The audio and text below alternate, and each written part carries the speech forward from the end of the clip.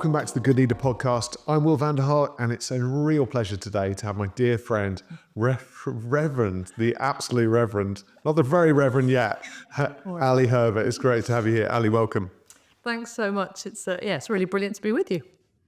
Ali, we've known each other for more than 20 years, and your daughter kindly tutors my children now. And I remember when you were pregnant, so there's a long time ago to have your daughter now, who's like nearly 20 herself, to be our children's tutor is a remarkable thing.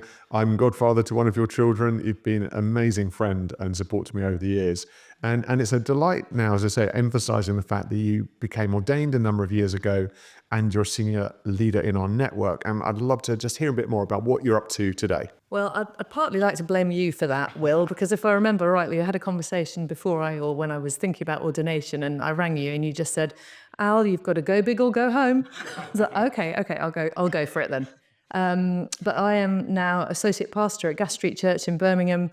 I also have a diocesan role supporting church leaders who are kind of stepping into planting across the diocese as well. So I'm oversee planting locations within Gas Street network. We are across 4 locations, done 5 plants in the last few years as well. So kind of involved with church leaders in various ways and planting, and then all the usual stuff that you do as a vicar. And you've got a career in music. You're married to Nick, who is a musician, and you've been in ministry. When I started at St Mary's Branch Square, you were working for the church there. You got huge experience before you were ordained in church leadership and invested in the kind of church family. And I wanted to talk to you specifically because I've seen your journey. You're one of the best leaders I've ever met, because you have such a heart for people and such an ability to really, you're just so empathetic, and you make Jesus really known to people. What's the deepest joy that you felt in becoming ordained? Because I think a lot of people can sort of feel like that journey is a very tough journey, and it is tough. But what's really given you life and joy in the journey towards the priesthood? I mean, at the end of the day, it's all about the people. There's some incredible people in the church. There's also some hurting people in the church. And I felt God speak to me very clearly about it. At one point, I was looking at doing some more studying and kind of stepping into, some time away, shut away with some books, which I would have loved in lots of ways. And I felt the Lord just say to me, no, you need to run towards people. And I was like, that's why I'm ordained. That's what I want to do. I want to be able to support people, champion people, collaborate with people, and see them released into what they're meant to be doing. We're not... we call ourselves ministers when we're running churches, but actually it's the people in our congregation who are the ministers. They're ministering to the world around us. And in one sense, we've got to go back to being shepherds of the ministers, and helping release people. So I think for me, that would be the core. How can I support? How can I love? How can I release people into all they're called to be, in the world around us? Because we, particularly for us in the church, we're in a bit of a bubble sometimes. But we've got a key role in being able to fuel people up and send them out and release them. So for me, that's the kind of core thing that drives me, I guess. And it always did before I was ordained as well. I think I was involved with women's ministry, with preaching, and kind of gathering people. And I've always loved doing that alongside my husband. I've loved doing that kind of in my own right as well, I guess, and slightly different journeys, those two things, but actually loved in both ways, connecting with people and releasing people. So one of my top strengths is connection. So I think, that's probably where I'm operating out of. And that's been a joy for us. We've been such good friends over the years. And I love your circumstances. I think they say a lot. Your husband isn't ordained, and you're a female leader in the Church of England and ordained in that role. And the reason I'm emphasizing that is because within our network and within the charismatic evangelical networks, there still aren't that many leaders, female leaders, who are ordained and kind of leading alone, if you like, within the context of the church. And I'd love to see more. I'm sure you would too.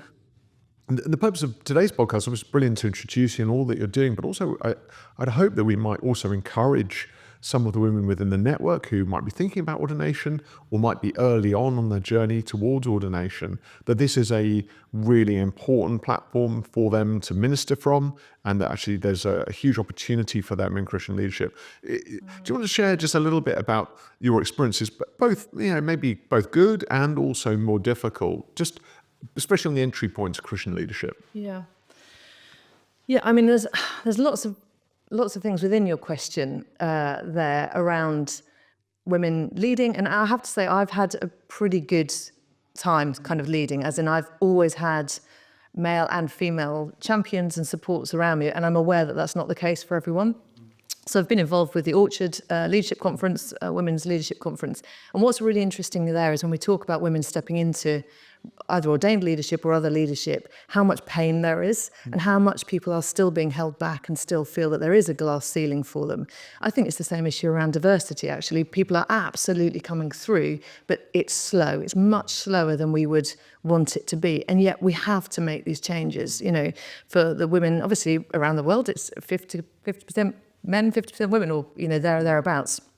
And if we're not releasing women, we're kind of stuffing ourselves as the church, really. We have to see women raised up into leadership.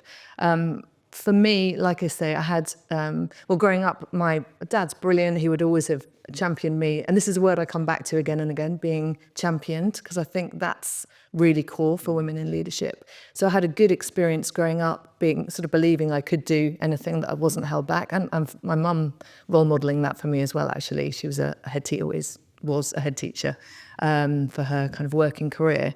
So having that modelled was really important to me in the early years. And actually the Christian leaders I've mostly worked with in church have been really releasing and supportive in lots of different ways. And that's been key for me. But there can be a challenge. So the question around being mentored, for instance, you know, you see young men, particularly in our network, young men come up. There's lots of older male role models, and the older male role models will take them under their wing, will, you know, take them to a conference, and it just wouldn't perhaps be appropriate in quite the same way to take a younger female with them for various reasons. You can discuss that one. But it does mean that that's much harder then for young women to find a role model, to find a mentor. And this word champion is really key for me, because as an older, you know, male, you can still champion young women, and you can figure out how you're going to put people around them to raise them up, to give them the opportunities. And you know what? They're not going to be brilliant at first, because nobody is, but they need to be given the opportunities to grow and to learn and to see, you know, from men and from women. But as it stands, obviously, there's more male leadership, so that the men have to be intentional about releasing women. So I think there's something around championing, and then I think there's something about collaborating as well. You know, traditionally there's been the whole, well, women are always in competition with each other. And actually, I don't think that's true, or I don't think that's true now. If it once was, I don't know. But there's something around having good women around you to collaborate with. Women operate a little bit differently, perhaps, than men in leadership. So I've had some great women around me, and I've looked at, you know, there's Amy Orr Ewing and Jo Saxton and various ordained friends like Janie Cronin in Rochdale and Katie Stock, Christchurch, Summerfield. They're ordained women. So I've had a good kind of mix of women around me to, some of those guys are younger than me, but to kind of collaborate with and work with and support one another. So I think I have been in a fortunate position, but I do hear more people that have struggled and been taught, you know, all sorts of things. That the couple of chapters that we know, 1 Corinthians 11, 1 Timothy 2, those verses kind of pulled out of context to hit people over the head with and hold them back from leadership, and yet not the acknowledgement of what we see in the Bible, where Jesus, where Paul are actually incredibly releasing, and the trajectory is of women stepping into leadership, and we really need it to happen. Yeah. I think that's so helpful. As you know, my wife Louise ordained, and she should have mentioned. Yeah, she's taking the you know, she's really in the lead ministry role in our family at this time, which I'm absolutely delighted about. I guess again we talk a lot, and you will have heard this, and my wife Louise certainly heard this, of sort of being a couple in ministry. Yeah. And you know, whilst Louie and I have enjoyed some seasons of ministry together, that doesn't, in my view, define her leadership. I mean, the presence of me doesn't, and actually at the moment she's really pioneering as you are in your relationship. Obviously there's many single female leaders I'm hoping are listening to this podcast, but also there'll be other married leaders out there. Do you want to say a bit about that kind of complexity of the assumptions around the fact that if you're leading as a woman, you're probably leading with your husband? Because I know that's something which is well-meaning, but actually is often quite unhelpful. Yeah. That was always called the buy one, get one free, wasn't it? That was that model. So, And, traditionally that has been the case. And it was before women were ordained. Nearly 30 years now, women have been ordained. But that was that you have the vicar and then you have the vicar's wife. And that's kind of hard to come out of that. And it's only 30 years. So in some senses, we need to be kind to ourselves and say, well, we are coming out of that. But that still has hung on a little bit, particularly in evangelical circles. I would say that it's a male leader. And then there's the wife and family. And I think it's taking us a while to break out of that model. I think we are breaking out of that model. And by the way, there's some incredible couples that are leading, and that's modelled in different ways as well. I know what I found helpful at Gas Street, where we went there nearly 9 years ago to help Tim and Rach plant Gas Street. We decided that we weren't going to lead as couples, so lead services. So we led as individuals, and actually that was I found that really freeing, because perhaps before I was ordained, I would have been seen. Nick was invited to things, and I would be invited along with him, but I wouldn't have been invited in my own right. So having that opportunity to stand up and learn, again, it's about learning the skills. Probably not being great at, well, I don't know if I'm great at it now, but sort of stepping into it and learning and being allowed to make mistakes by myself was really, really important. So I think there's all sorts of models, but what we don't want is women being seen as the kind of buy one, get one free, or the additional. They should be leading absolutely in their own right with their own opportunities, and not just within women's ministry, across the whole spectrum of all sorts of different ministries. But for me, it's been really fun to kind of step out on my own. And actually, I'm now enjoying. So Nick and I went to lead in a conference called The Ascent in Scotland last weekend, and we did that together. But that's one of the first things we've done together for quite some time. And actually, it was brilliant. We had so much fun. Obviously, we know each other really well, so we can we lead very differently, and we can play off each other. So it was a real joy to do that. But that felt like, that's not the rule now. I'm confident in who I am as a leader, and not just sort of an extra to what Nick's doing. that's brilliantly put. I had a similar experience. Louie invited me to preach at one of her services, and I was definitely the unknown guest preacher, which I was so delighted after 20 years of being in the church. I was just thinking, and seeing her just flying in her environment, doing what God had called her to do. Such a joy. They're so inspiring, Ali. I was just thinking, if you wanted, you've mentioned mentors and champions, and I think that's so important. And obviously, we've talked about the kind of the reality of the fact is there just aren't that many women in senior positions in the church, which needs to change. But until there is a slight dearth of mentor opportunities. Yeah. You've mentioned a few names. I just wondered what you're looking for. And if you're advising a younger female leader who's coming into ordination and potentially into curacy, or joining the church or a church, even a free church, if they're looking for something in a mentor, what were you looking for in mentors, and what have you found in mentors that have really blessed you? That's a great question. Someone who really loves Jesus, and someone who's got some guts to get on and do it. Because I think that is, you do have to have that as a leader. You're going to have to risk things, and you're going to have to step out. And having some guts looks different. It doesn't necessarily, it's not, you don't have to be the alpha male model. If we're talking about women in leadership, it is going to look different. But there is something around courage, and there's something about being open to where the Spirit's going to send you and what He's going to do with you. But again, that collaboration thing of someone who's, if I'm looking for a mentor, someone who's going to support me, tell me to go for it. Because I think as women, we often feel a little bit more insecure, a bit less confident, just because there aren't the role models out there. So we think, oh, maybe I shouldn't be doing this. That's the kind of subliminal message, I guess, we get. So I want to look for people who are doing the stuff and who are going to be really releasing and encourage me to step in to something with courage and filled with the Spirit.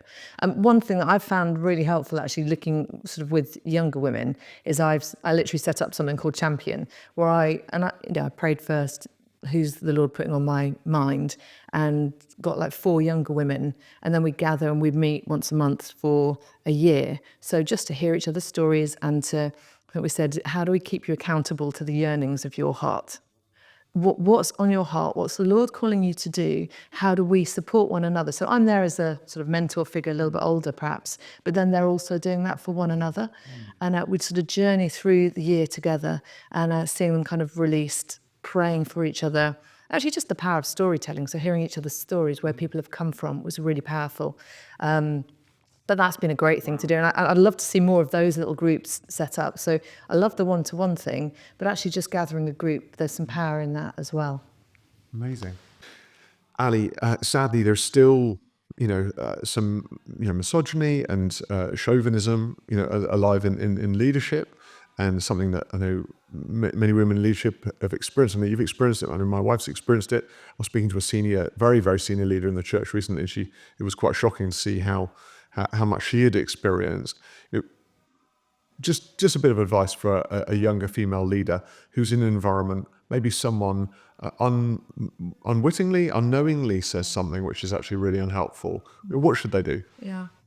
And I think that's true. So, I've said that I haven't experienced tons of stuff. I've had really great champions, really, men and women in my life who have supported me and sort of got me to where I am, I guess.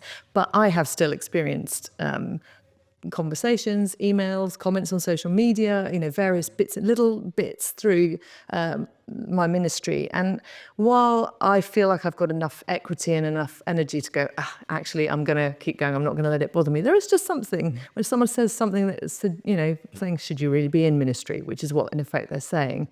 If you get enough of those little bits, that can start really undermining you. And I know, a lot of women have had that much worse than I have, and yet have kept going. And, it's some incredible stories. They shouldn't have to be dealing with it. If you are a male church leader, stamp on that. Speak positively. Talk about women, why you have women speaking and why you have women leading. Actually speak about it. And when you hear it, don't kind of say, oh, yes, no, you have your opinion. Actually, it's not right, and it's not a good thing for people to be making these little comments, and they can hurt as they build up over time. If you're a woman suffering with, under that and feeling really insecure because of those comments, you have to find other people to speak to. You have to find other women who will understand, who can support you, who can pray with you, who can, look at the scriptures with you again. And you have to find other male leaders that you trust who will champion you, who will support you through it. But talk to people, because I think that's the way through it. As we do that together, as we hear each other's stories, that's what really, really helps. There's some great, the Kyrie network out there, great, and other kind of women's leadership groups. If you can get involved with something like that, again, will really help, and will be supportive as you go through that. So challenge. Where so absolutely, just challenge that up front. Final comment I'd love from you. Just if you would just speak one word of encouragement to a young female leader who's thinking about the journey that you've taken them through ordination into church leadership. You had an opportunity to plant a seed there. What would you say to them? Well, I'd say go big or go home. Sure. No, for sure. I would say 100%. We need brilliant women out there role modeling. You might not even feel like you've got anything to offer. You do. Step out there. The Lord will use you. If you're being called into this, He will absolutely equip you. He knows your limitations. He knows your capabilities, and He will use you nonetheless. I remember saying once to the Lord, "Oh Lord, I just don't feel I can do this. I'm not very good at that. I can't do that." And I felt Him say in my ear, "Ali, I'll take what I can get." And I thought, thanks, Lord. But I love that, because I love that I love humor, and that He would speak to me like that. And actually I was like, okay, you know what I can do, what I can't do. You still want to use me anyway. So I would encourage every young woman, get out there, get involved with leadership, find other women, find men who will champion you, who will stand with you. And I know that the Lord will use you. Amazing.